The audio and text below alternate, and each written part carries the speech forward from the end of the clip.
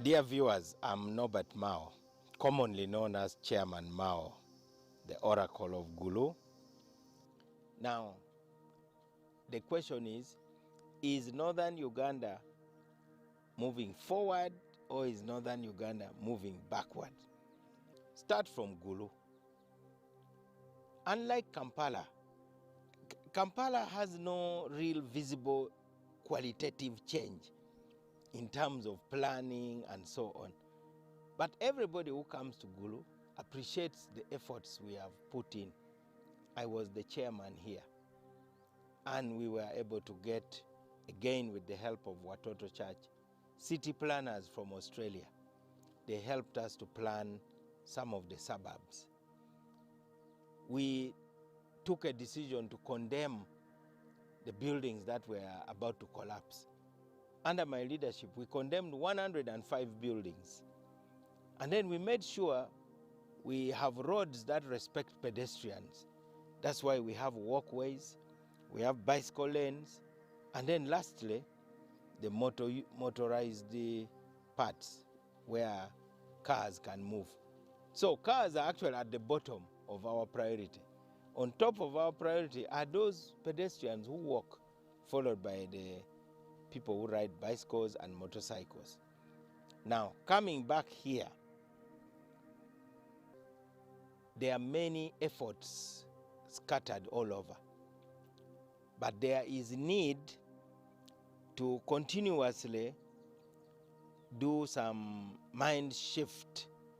We need to change the mindset of the people and restore this sense of dignity among the people. You are dealing with people who used to receive humanitarian relief. World Food Program would deliver trucks of maize and beans. And you find heads of households who used to feed their large families by the work of their hands. Now they are collecting maize and beans from the ground, maize and beans that have fallen from the trucks. There is no indignity greater than a man feeling that he has no ability to take care of his family. Nothing destroys a man's dignity more than that. So, we must work from the inside out to show what is possible. I hope you will visit the Agribusiness Institute of the Watoto Church. It is about 400 acres, and it will blow your mind away, the efforts they are doing there. Because that is actually a bigger learning center than even this one. Of course, it is a big investment that is internationally supported. But it is the kind of story that makes this one here also to be relevant. Let us not give up on our people. Let us continue to encourage our people. Let us tell them they can do it. And the president has done well to become the biggest cheerleader of rural transformation. He goes to cheer someone with 2 goats. I hear people making fun. How does a whole president go to these small projects? But you must start by cheering the kindergarten athletes, because those are the ones who will go to the Olympics in future. You must start cheering them when they are in kindergarten.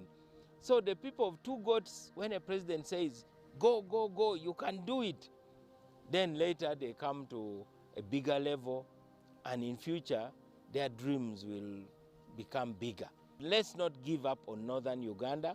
Let us invest more money in Northern Uganda, but let the leadership be from here, because this is our home and we know it better than anyone. General Saleh is a big dreamer, and I think he started these initiatives by building what you call a castle in the air. What he has been doing over the last 2 decades is now to put some foundation under the castle. In what way?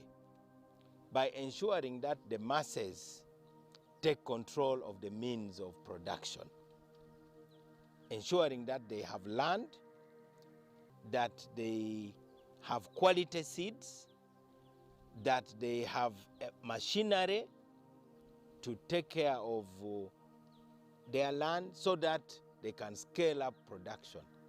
That has been General Saleh's initiative. But you cannot understand General Saleh without connecting it to the big vision of the president of Uganda. So the president is talking about a complete value chain. Produce efficiently. Make sure that you add value to what you have produced. And then thirdly, organize yourself and then go to the market. And the market will reward you. And that's how you become wealthy. So General Saleh, more than anyone else, has plugged into that socket of knowledge that the president has been giving. What the president has been doing is like, speaking to the wind. A few people have picked it, and I've met some people. I met Nyakana in Fort Portal. I met Kalera. Kalera is in Gomba. So in many ways, the president has been like a prophet with very few disciples. So his message is floating in the wind. A few people pick it up, it enters their ears, and then they are able to change their lives, change the lives of their families, and even change their communities. It is what the president is doing is like, rescuing valuables from a burning house. Just throws everything out in the hope that some will survive, others may break. But it is still a rescue effort, and it is the right thing that a head of state should do. And General Saleh is an amplifier of that message. And we are happy that he has camped here in Gulu. That means resources also. Even those who have been avoiding coming to Gulu now have to come to Gulu whether they like it or not, because General Saleh is here. There are some people who thought Gulu was not worth visiting. So I believe that northern Uganda, and particularly Gulu, which is the capital of northern Uganda, can actually become the Dubai. We have an airport. We have got fertile land surrounding us. Gulu city has 6 exits, unlike any other city. You have this exit going to Sudan. You have the exit that passes northwards and goes to Palabek side. You have the exit going to Kitgum. You have the exit that goes to Moroto and on to Kidepo National Park, where there will be an international airport to promote tourism. There's the exit heading to Kampala, and then there's the exit that goes to Mason Falls National Park, Pakwach, and Arua, and onwards to Congo. Which other city is blessed like that? The guns are silent. That's what matters. And there is no fear anymore. Now, peace is not just about silencing guns. Peace is when you are able to feed your family. Peace is when you are able to take your kids to school. Peace is when you are able to compete with the rest of Ugandans. We are still disadvantaged as northern Uganda. But we are committed to rising from the ashes. And Tegot Farmstead is here to make a statement that, somebody who has lived in England for virtually all her life can come and do it. She's a wife of a minister. She doesn't have all the resources. We are always struggling here. She should be an inspiration. And that you can also have a rural community changing slowly by slowly. Since we came here, and particularly since B came here, many people are buying land in our neighborhood. So don't be surprised when you end up with a Mao city here. We have to close the technology gap. First, we have to close the technology gap between the South and the North, namely the third world countries and the so-called developed countries. In China, they can now manufacture rain they shoot missiles into clouds and it causes crystallization, and then rain falls within 30 minutes. Now that's a big technological gap. Here you have witch doctors claiming that they can make it rain and no rain comes. So that technology gap has got to be stopped. In China, they can blast through rocks. Here, even crushing rocks, we are using little hammers. So we must close that technology gap. Now we must close the technology gap between the rich and the poor, the haves and the have-nots. We and people like me are able to get bulldozers and fuel them and build roads around the farm. That means if there is a product, a lorry can come and take it easily. But the ordinary peasants have no access roads. So OWC needs to help to close that technology gap by ensuring that people have access to tractors. We can host government tractors on our farm. They will still remain government tractors, and everybody who wants a tractor knows where to go. Tractors were given to every district in Acholi. In fact, every district in northern Uganda. But if you ask me where the tractor of Gulu district is, I, a government minister, I don't know. And the public does not know. A working tractor was given to every sub-county. But if you ask me where the working tractor for Unyama sub-county is, I don't know. Now, that means public goods are being privatized. Probably the tractor is now working for somebody alone. But if somebody said, if you want to queue up for the tractor, call this number, and then you'll be told exactly when the tractor will come to your farm. And you are given conditions: uproot the trees, your garden should be inspected by an extension worker. So Operation Wealth Creation needs to be orderly. So far, their most effective contribution has been in distributing seeds. That one they have done well.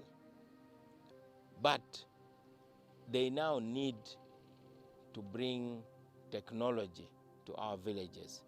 And my proposal is that they should start by grading the land. By grading, I propose that they create blocks of a square kilometer in the rural areas. And a square kilometer is 250 acres. All they need to do is to come and build roads. If, let's say, a clan has 5,000 acres, they should come and create the land blocks. Now, those land blocks are ready. They can be leased, they can be used profitably, and it doesn't mean ownership. I know Ugandans are sensitive when roads are being built in their villages, but those roads can be used to take them to hospital in ambulances when they fall sick. So that is one thing. The other thing is equipment for bush clearing. They need bulldozers to uproot the trees. Tegot Farmstead looks good because we had the heavy equipment to uproot the trees. Of course, we preserved the shea butter. The shea butter trees are intact. There are about 64 trees in this land. We have preserved a 21-acre natural forest so that we continue studying our indigenous trees, some of which are medicinal, and also to attract birds for tourist purposes in the future. So OWC was created to turn this World Bank obsession with poverty alleviation upside down. They were talking about poverty alleviation, poverty alleviation.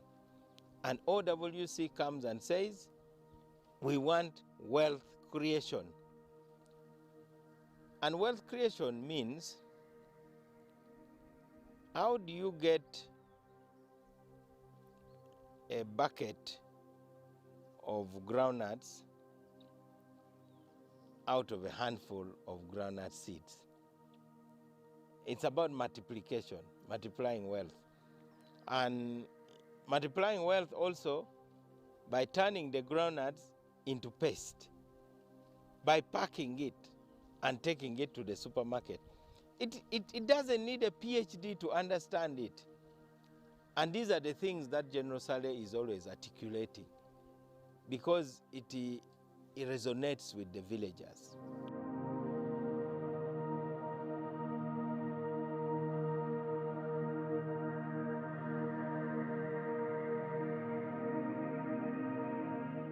In a modern family, it's important to allow every member of the family to reach their full potential. So we are able to deal with this. We have discussed these matters as a family. There are ups and downs, but we think the ups can deal with the downs. The good thing is that I'm not the only one, I'm not the first, and I won't be the last. You know the examples in Uganda and elsewhere. But when you do farming as a business, as indeed is our intention, we have a farm manager who has qualifications in agriculture. That has reduced the strain on bee. I'm privileged that she accepted to get married to me. Incidentally, our wedding was right here. Our wedding was in this garden here, and there were lots of talks. I remember that my fellow Choli were saying, why has Mao not gotten married to a lady from here? And as usual, people talk. It's their right. Everybody has a mouth and an opinion. But now, seeing what she has done, this farm has changed a lot in the last 3 years, let me say. And she used to drive here during the COVID lockdown, quietly working. For me, I know what she has done, and that's all that matters. I know what she means to me. I know what she means to my family. I know what she means to the Acholi people, and that's all that matters. The other people's opinion, they can go to hell. This is a daughter of a very prominent citizen. Her father owns the biggest Ugandan insurance company, statewide insurance. She grew up in the city. So anybody who says that obviously is extremely ignorant and doesn't know who she is. She has added a lot of value to my life. She has come with a lot of resources, personal resources, but even more importantly, resourcefulness. I'm generally not a businessman. She has great skills in business. She's from an established family by any standard, and the family is what you call old money. This is not the new money of 1986. This is old money. These people were found when they had already known the route to Europe and North America and so on.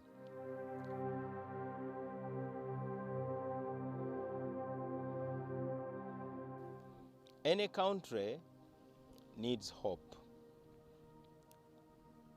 As a young member of parliament, I told the people of northern Uganda that one day the guns will be silent. One day the war will end. And so we must look forward to that day.